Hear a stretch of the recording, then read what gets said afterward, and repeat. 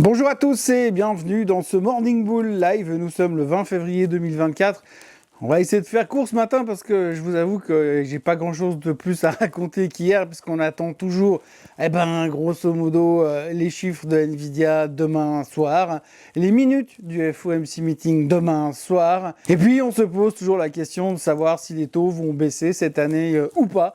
Et là, on est en train gentiment de passer, dans le cas de psychologiquement se préparer à l'éventualité d'un ou pas.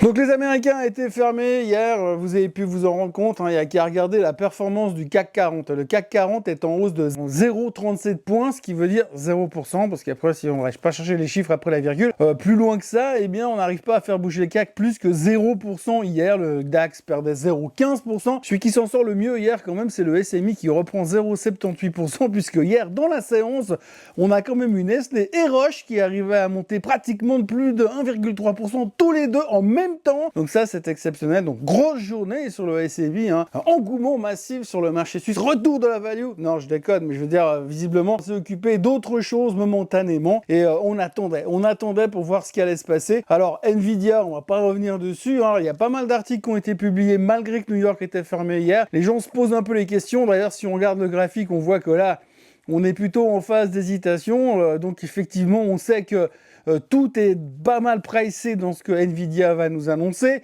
La moindre erreur au niveau des publications, au niveau des déclarations post-publication pourrait engendrer quelques prises de profit. On sait que Nvidia aujourd'hui détient entre 98 et 99% du marché du GPU, donc ils sont plutôt majoritaires et c'est vrai que on voit mal quel est le potentiel sur ce secteur-là, en tout cas prochainement, mais c'est vrai qu'on connaît la manière dont le CEO peut communiquer et venir nous haranguer ou haranguer les foules pour dire les gars ça va être génial, wouhou!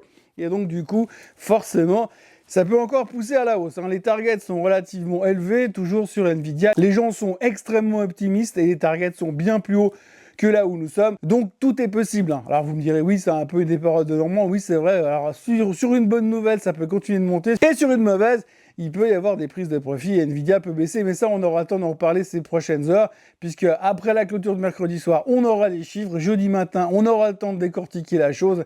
Mais c'est vrai que pas mal de gens s'interrogent, même si personne n'ose vraiment aller dire ça va être bien pourri et on va s'en prendre une secouée. Alors ce sera pas pourri, mais en tout cas il y a peut-être quand même une petite chance d'avoir des commentaires un petit peu plus prudents et des commentaires qui pourraient donner l'impression qu'on est un petit peu topiche. C'est ce qui paraîtrait assez logique par rapport au mouvement récent, mais en même temps, quand on voit ce qui se passe sur l'intelligence artificielle, tout est possible. Au niveau des taux, pas mal de blabla hier, parce que c'est vrai qu'on s'est dit, prenons les choses avec un peu de recul, et puis lançons une question en l'air, et posons-nous la question, et si les taux ne baissaient pas en 2024? Alors, c'est vrai que sur le fond, on a tous commencé cette année en se disant, oui, ça va baisser d'ici la fin du premier trimestre. Ensuite, on s'est dit non plutôt en mai, puis non plutôt en juin.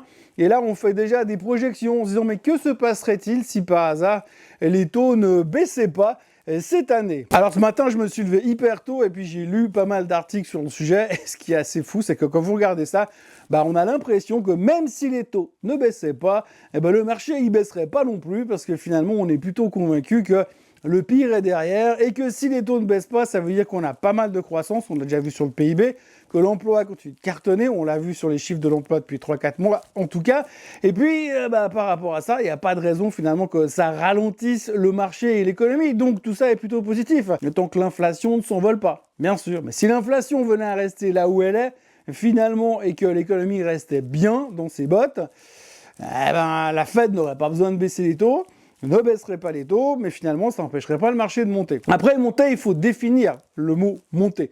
Parce que si vous regardez un petit peu là où on est aujourd'hui, si vous regardez un petit peu les targets moyens du marché aujourd'hui, Goldman Sachs a encore monté ses objectifs hier, c'est 5200. On est à 5000, 5200, 200 points à faire sur 10 mois.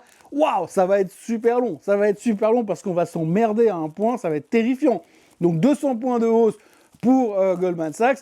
Le target moyen est autour de 5200 points. Et puis, pour les plus optimistes, c'est 5400. Donc, c'est vraiment extrêmement serré. Et le potentiel de hausse semble quand même à court terme un petit peu limité sur les indices américains. Mais pour l'instant, on va pas dire du mal parce que c'est très mal vu de dire du mal. Néanmoins, on sent que le marché serait presque prêt à accepter une Fed qui viendrait le mois prochain pour dire bon écoutez, on a pris une décision cette année, que dalle. On reste comme ça, on ne touche pas les taux et on se revoit en 2025 quand on aura le nouveau président américain avec ses baskets dorées si c'est Trump qui est élu. Donc du coup, on a un marché qui est encore une fois vachement solide parce qu'on a l'impression que tout notre scénario qui est en train de se péter la figure, parce que ce scénario de baisse des taux, on l'avait en tête depuis des mois, ce scénario est en train de s'envoler petit à petit et on s'en contrefout. On continue à viser la lune. Donc oui, l'optimisme reste de mise. On a pu encore le voir cette nuit. Je crois que les Houthis ont continué à cartonner sur des bateaux dans le détroit de la mer Rouge en direction du canal de Suez. Là, ils ont quasiment coulé un bateau puisque l'équipage a dû évacuer, donc les tensions continuent. On imagine que les Américains vont continuer à faire du tir-pipe dans la région et résultat, ça pourrait de nouveau mettre un petit peu la pression à la hausse sur le baril, bien sûr, créer des nouvelles tensions qui vont bien nous arranger au niveau de l'inflation, mais on s'en fout puisqu'on sait que de toute façon, même si les taux venaient à baisser plus tard, on s'en sortirait quand même. Donc les tensions sont toujours là, mais l'optimisme est bien présent. On a encore entendu monsieur Kiyosaki qui a dit hier que le Bitcoin allait aller à 100 000 au mois de juin. Alors ça, il faut faire attention. Monsieur Kiyosaki, dans le genre plus faux sur les marchés, je crois qu'il détient un record. Il y a lui et il y a Roubini. Mais Kiyosaki, c'est celui qui a écrit le bouquin Rich Dad Poor Dad. Et puis, depuis quelques temps, il s'est mis sur les recommandations boursières. Il n'est pas très fort, mais là, il a dit le Bitcoin 100 000 en juin. Donc là, c'est tout de suite, ça serait bien, ça nous occuperait un petit peu pour ces prochaines semaines, puisque de toute façon, on n'a plus que 200 points à gagner sur le S&P 500. Autrement, il faudra retenir 2-3 petites choses. On a UBS qui a downgradé massivement Thales en France hier, parce qu'ils pensent que par rapport aux fusées de Elon Musk, ils n'ont aucune chance. On n'oubliera pas de regarder les chiffres de Walmart et de Home Depot qui vont sortir tout à l'heure avant l'ouverture. Et puis, on regardera aussi attentivement 2-3 articles et 2-3 commentaires de la part des autorités américaines qui commencent à dire que le niveau d'exposition aux dettes pourries aux États-Unis, surtout dans le domaine de l'immobilier, sont en train de prendre l'ascenseur, on en a déjà parlé, mais qu'aujourd'hui, ces dettes immobilières pourries ne sont même pas backées suffisamment par les réserves des banques concernées. Donc, je ne sais pas comment il faut interpréter la chose, mais en tous les cas, même si le marché aujourd'hui sont en contrebalance de ces histoires de marché immobilier, mais ça reste un petit peu tendu de ce côté-là, et c'est un petit peu comme ça que la crise des subprimes a commencé à l'époque, même si évidemment cette fois c'est pas tout à fait pareil, mais on notera quand même au passage qu'il y a eu aussi un bref retour des taux d'intérêt hypothécaire à 30 ans aux États-Unis qui est repassé au-dessus des 7%.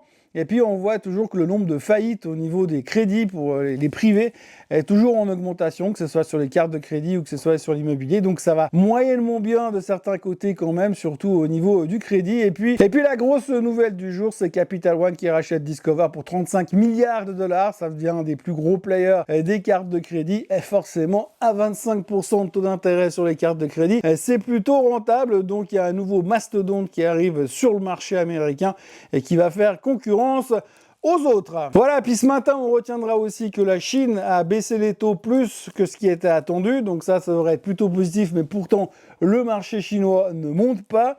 Les 3 marchés principaux, Chine, Hong Kong et Japon, sont légèrement en baisse ce matin. Ça reste assez morose pour l'instant. Encore une déception. On n'arrive pas à trouver la niaque sur le marché chinois malgré des choses positives de ce côté-là. Et puis les futurs sont nettement en baisse, on est en baisse de 0,4% ce matin sur les marchés. On sent quand même que de plus en plus de gens sont tentés par prendre un petit peu de profit ou en tout cas protéger les positions à l'aube des publications de demain sur Nvidia et plus sur les minutes, parce que n'oubliez pas que les minutes, même si il ne devrait pas y avoir de grosses surprises, on est toujours capable de paniquer ou de s'exciter sur un truc qu'on sait déjà, donc attention aux minutes de demain, mais on voit quand même que le marché il est un petit peu plus tendu, un petit peu plus stressé à l'approche de ce fameux mercredi soir qui sera donc le pivot de la semaine. Voilà, en ce qui me concerne, c'est tout ce qu'il y avait à raconter aujourd'hui, c'est très très calme. Mais les marchés pour l'instant ne baissent pas vraiment non plus, donc tout est encore possible et on va suivre très attentivement ces prochaines heures parce que ça sera encore une fois très important. Vous savez, comme tous ces moments où on est extrêmement concentré sur des annonces en disant « Ouh, attention, les chiffres de l'emploi, ça va tout changer. Ouh, attention, le CPI, ça va tout changer. » Ah oui, non, le CPI, on s'en fout, c'est plus très intéressant. Mais peu importe. On attend de voir ce qui va se passer demain pour savoir si Nvidia va confirmer le strike des Magnificent Seven et continuer cette tendance extraordinaire. qui est quand même assez magique pour l'instant, mais où c'est que ça s'arrêtera? On n'en sait rien. Donc voilà, on est un petit peu accroché à la paroi et on espère que tout va bien se passer, mais on en saura plus dans les 36 prochaines heures. D'ici là, n'oubliez pas de vous abonner à la chaîne Suisse Côte en français. N'oubliez pas de liker cette vidéo et de revenir demain. Ça ne veut pas forcément dire qu'il y aura beaucoup de choses à dire demain, mais on se rapprochera toujours un peu plus des résultats de Nvidia. Bonne journée à tous. Bye bye.